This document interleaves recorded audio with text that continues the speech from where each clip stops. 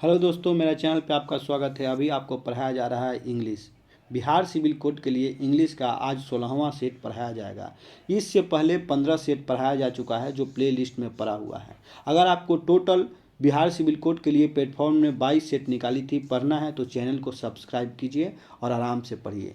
हिंदी का भी 22 सेट जो बिहार सिविल कोड के लिए प्लेटफॉर्म ने निकाली थी, पढ़ाकर अपलोड किया जा चुका है चैनल पे, जो प्ले लिस्ट में पड़ा हुआ है। जाकर आप वहाँ से टोटल 22 सेट देख सकते हैं आसानी से। आज देखिए यहाँ पे, ये देखिए 16वां सेट 16वां सेट पढ़ाया जा चुका है इंग्लिश का, जो अपलोड किया जाएगा। तो हम फर्स्ट क्वेश्चन देखेंगे इंग्लिश का कि क्या कहता है। सबसे पहले फर्स्ट क्वेश्चन देखेंगे स्क्रीन पर कि क्या कहता है फर्स्ट क्वेश्चन इंग्लिश का, उसके बाद आगे चलेंगे। 36 नंबर क्वेश्चन है फर्स्ट इंग्लिश का। कहता है select the most which means the same as the group of the word given. क्या कहता है कि आप सेम मीनिंग आपको बताना है ग्रुप में जो दिया हुआ है। तो क्या है, one who love man kind, जो मैन काइंड से क्या करता है, लव करता है। 36 का तो क्या होगा, उसको क्या बोलेंगे, फिलेंथ्रोपिस्ट। ठीक है, फिलेंथ्रोपिस्ट, यानी कि 36 का आंसर क्या होगा, ए होगा। ठीक है, 36 का आंसर क्या होगा, ए होगा। अब हम इस तरह से चलेंगे क्वेश्चन नंबर 37 की ओर। ठीक है, 37 क्या कहता है, तो 37 नंबर क्वेश्चन देखिए स्क्रीन पर सेट किया जा चुका है। Select the synonym of the given word. Synonym हमको बताना है, किसका बताना है, तो बताना है एपारेंट का।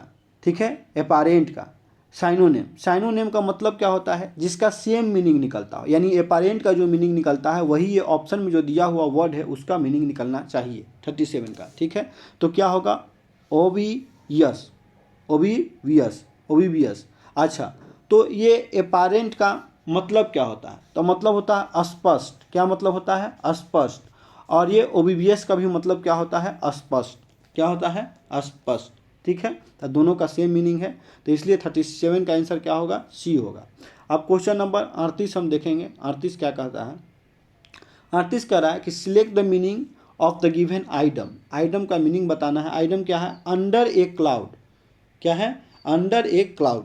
तो इसका आंसर क्या होगा, अंडर सस्पेंशन, अंडर सस्पिशन, यानी 38 का बी होगा। अब कैसे होगा देखिएगा, अंदर एक क्लाउड का मतलब होगा संदेह के घेरे में होना। क्या होता है, अंदर एक क्लाउड का मतलब संदेह के घेरे में होना। ठीक है, अंदर सस्पिशन का भी मतलब क्या होता है, संदेह के घेरे में होना। ठीक है, तो देखिए आपको दोस्तों, अगर आपको अच्छा लग रहा है इंग्लिश का सेट तो टोटल चैनल को सब्सक्राइब कीजिए। और अगर आपको पीडीएफ चाहिए टोटल 22 सेट का बना हुआ पीडीएफ, पूरा बुक का पीडीएफ है, अगर आपको चाहिए तो कमेंट कीजिए। और डिस्क्रिप्शन बॉक्स में नंबर पड़ा हुआ है, टेलीग्राम है, टेलीग्राम पे आप ज्वाइन कीजिए।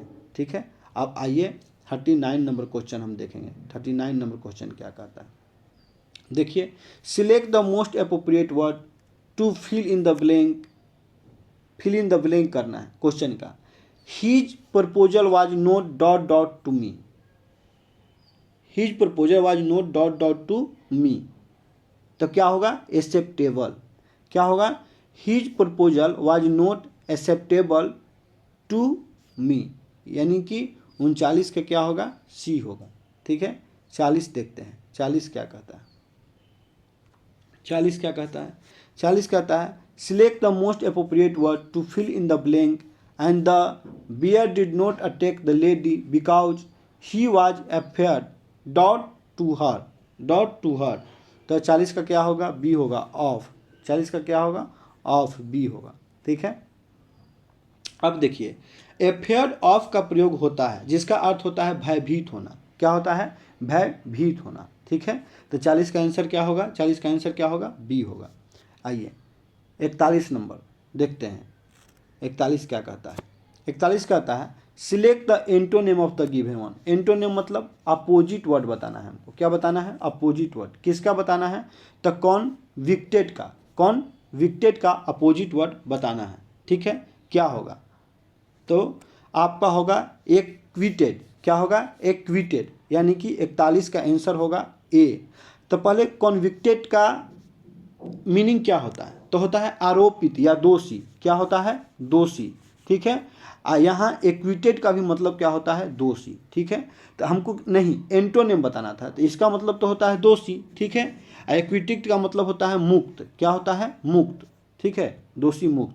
तो दोनों एक दूसरे के डिफरेंट है, क्या अपोजिट है, तो इसका आंसर क्या होगा, 41 का ए होगा। आइए क्वेश्चन नंबर 42 देखते हैं क्या कहता है। Select the synonym of the given word. और साइनोनिम क्या है, एकम्प्लिस, साइनोनिम क्या है, एकम्प्लिस, 42 का। तो क्या होगा इसका आंसर, अचीव, अचीव। अब क्यों, क्या हमको बताना है, तो साइनोनिम बताना है।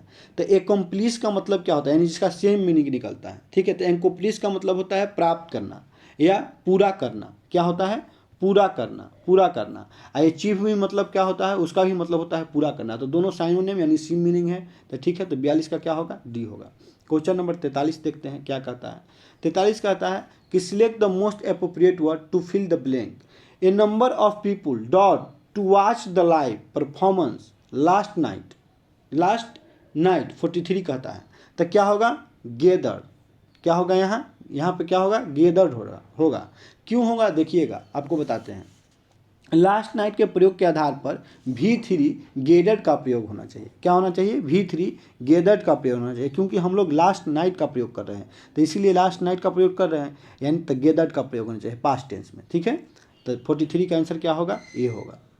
अब आइए 44 नंबर क्वेश्चन क्या कहता है। सिलेक्ट द एंटोनिम, एंटोनिम मैंने जिसका अपोजिट वर्ड मीनिंग निकलता है। यहाँ क्या है, डिमिनिश, डिमिनिश 44 का। तो डिमिनिश मतलब क्या होता है, कम करना, कम करना या घटाना, घटाना, ठीक है। तो इसका क्या एंटोनिम बताना है, एंटोनिम बताना है।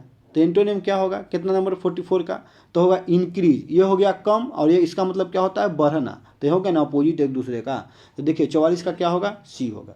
अब क्वेश्चन नंबर 45 पूछते हैं। Select the incompletely spelled word. 45 का इनकम्प्लीटली स्पेल्ड वर्ड बताना है हमको, इनकरेक्ट कौन है, ठीक है। तो इनकरेक्ट कौन है, देखिए यहाँ से ग्रुजोल जो है, यहाँ पे ग्राजुल, ग्राजुल, ये क्या है, इनकरेक्ट है। तो रियल में होना क्या चाहिए इसका मीनिंग, तो ग्रेजुअल होना चाहिए, GRADUAL होना चाहिए, ठीक है। GRA और ये जो होना चाहिए D होना चाहिए, DUAL होना चाहिए, ग्रेजुअल, ठीक है। तब जाके ये सही होता है, ग्रेजुअल। तो 45 का आंसर क्या होगा, सी होगा, ठीक है। 46 देखेंगे। 46 कहता है select the appropriate meaning of the given item. Item का मीनिंग बताना है। आइटम क्या है, fly the nest, fly the nest. तो आंसर क्या होगा इसका, children living their parents home to live on their own, ठीक है। यानी फ्लाई द नेस्ट का मतलब होता है वैसे बच्चे जो अपने माता पिता के घर को छोड़कर अपने खर्चे से दूसरे स्थान पे रहते हैं, ठीक है, समझ में आ गया। तो इसका मतलब 46 का बी, यानी जो किराए के मकान पर रहकर पढ़ा करते हैं या कोई और काम करते हैं। Identify the segment in the sentence which contain a grammatical error. कौन सा ग्रामेटिकल एरर को आइडेंटिफाइड करता है वो देखना है। Why did you spend so much money on old and useless furniture, useless furniture 47 का कहता है। तो क्या होगा, व्हाई डिड यू स्पेंड, ये गलत है। तो क्या होना चाहिए, डू डज डिड का प्रयोग होना चाहिए, ठीक है, प्रयोग चाहे एडजेक्टिव सेंटेंस में हो या इंट्रोगेटिव सेंटेंस में, ठीक हो। तो इसमें why did you spend so much you money on old and useless furniture, समझ में आ गया। तो स्पेंड टी जो है यहाँ पे नहीं, स्पेंड होना चाहिए, स्पेंड SPEND होना चाहिए, स्पेंड होना चाहिए था, यहाँ पे टी नहीं होना चाहिए था। तो क्या होगा 47 का क्या होगा आंसर, जो ये यूजलेस एंड ये, तो ये बी होगा आंसर 47 का, ठीक है। आइए 48 देखते हैं। 48 क्या कहता है, 48 यहाँ पे नहीं है, इधर है 48। लास्ट 2 क्वेश्चन बचा हुआ है, आप स्क्रीन पर आसानी से देख सकते हैं। 48 देखिए, select the most appropriate substitution the bold segment if no substitution is the required, select the no substitution required. You will never become a good reader until reading are done with a purpose. कह रहा है क्या question 48 number question आप देखिए कि until यानी समय को बताने वाला एडवर्ब है, जबकि वाक्य में शर्त बताने वाला कंजक्शन प्रयोग होना चाहिए। वाक्य का यह क्लाउज अनलाउज रीडिंग इज का होना चाहिए, अनलेस रीडिंग इज होना चाहिए, ठीक है। तो 48 का क्या होगा, डी होगा, अनलेस रीडिंग इज होना चाहिए, ठीक है। तो 48 का आंसर क्या होगा, डी होगा, क्या होना चाहिए, अनलेस रीडिंग इज होना चाहिए। तो 48 का क्या होगा, डी होगा। आइए 49 देखते हैं क्या कहता है। 49 कहता है select the most appropriate one word substitution for the given group of the word. 49 कहता है कि given group of the word one word of substitution बताना है। अब वन वर्ड ऑफ सब्स्टिट्यूशन क्या है, a gentle song sung to put a child to sleep, ठीक है।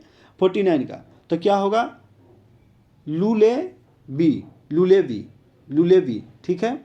अब देखिए 49 कहता है कि लोरी बच्चों को सुलाने के लिए गाया जाने वाला गीत, इसके मतलब होता है a gentle song sung to put a child to sleep, यानी लोरी बच्चे को सुलाने के लिए गाया जाने वाला गीत, ठीक है। और उसको हम लोग क्या बोलते हैं, लुले बी, ठीक है। तो 49 का क्या होगा, डी होगा। लास्ट क्वेश्चन हम पढ़ने जा रहे हैं 50। अगर आपको अच्छा लगता है तो मेरे चैनल को सब्सक्राइब कीजिए, इस तरह से पूरे सेट पढ़ाया जाएगा और भी बहुत सारे जो हैं तैयारियां कराई जाएगी इस चैनल पे, इसलिए इस चैनल को सब्सक्राइब कीजिए और दोस्तों को शेयर कीजिए। Fill in the blank with the most appropriate word Swami Dayanand dot dot at the Arya Samaj, ठीक है। 50 कह रहा है तो क्या होगा, फाउंडेड, आर्य समाज का क्या किए थे, वो फाउंडेड किए थे, ठीक है। तब 50 का क्या होगा, ए होगा, ठीक है। और जो भी पीडीएफ के लिए कांटेक्ट करेगा उसको पीडीएफ मिलेगा, इसलिए पीडीएफ के लिए भी कांटेक्ट करिए, डिस्क्रिप्शन बॉक्स में जाइए, उसमें आपको टेलीग्राम लाइव मिलेगा, टेलीग्राम ज्वाइन कीजिए और व्हाट्सएप पर मैसेज कीजिए। थैंक यू, आज यहीं तक।